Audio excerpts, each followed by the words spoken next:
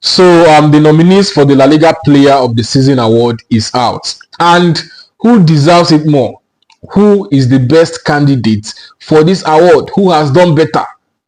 Now I'm going to mention their names: Rafinha, Lamine Yamal, Doski, Vini Jr. Now wow, Bellingham, Mbappe, Sanchez, Isco, and Pedri. And for me, I think the four best candidates that will be considered are Rafinha, Lamine Yamal, Mbappe, and Pedri.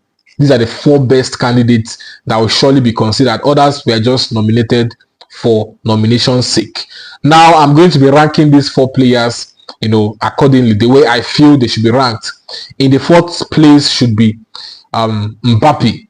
Mbappe had a wonderful season, quite all right. He scored 31 goals in La Liga, winning the Pichichi.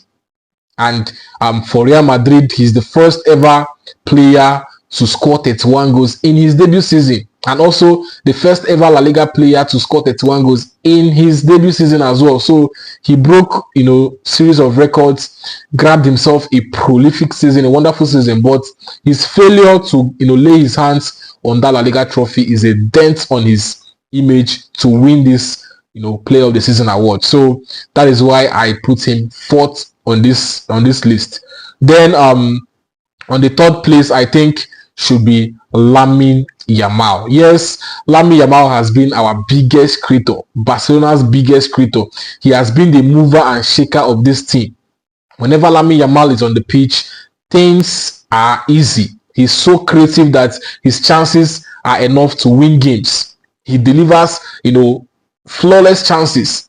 And with him on that flank, the extra width he adds to Barcelona on that flank just make their matches easier. But then we can tell ourselves the truth that Lamine Yamal does not get, lots of statistics. The goals are quite few, and he also, grabbed himself lots of assists. He actually topped the assist list for the season, so he had a wonderful season. But then 20 to 30% of the times he was not available.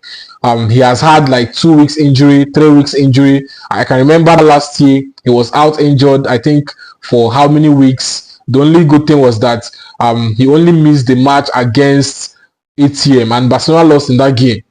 Then he recovered due to the December break, and he came back for the Spanish Super Cup in Saudi Arabia. And also around March, I think the international break around March, he was also injured, and he missed quite a number of matches. He has not really been consistent as Pedri and Rafinha, and that is why I am placing him third on this list. He was nominated for the under 23, and I feel he should win the under 23 best player of the season. So the second on the list should be Rafinha. Rafinha has been consistent, very much consistent when it comes to availability. He has been available, round the clock. I don't think Rafinha has had any points this season where he was out injured.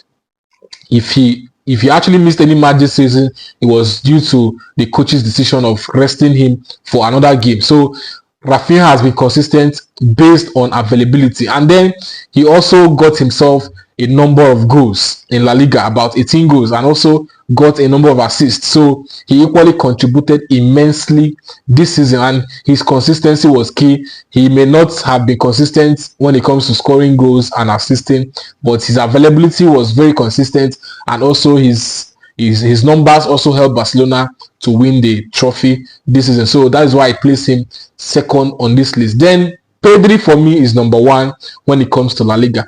Pedri for me is the most consistent in La Liga this season. The most consistent. Yes, he may not necessarily need to get the most assists or the most goals, because his position does not afford him the chance, the opportunity to rack up those numbers. But in his position, he has been prolific. He has been prolific. I can't remember a game this season in La Liga that Pedri has had an alpha match. I cannot remember any game. And Pedri also, in terms of availability, has been consistent. He has been available round the clock. He has not been out injured for any reason. So Pedri has been available from day one up until the last day. So that is why I am giving Pedri this number one spot.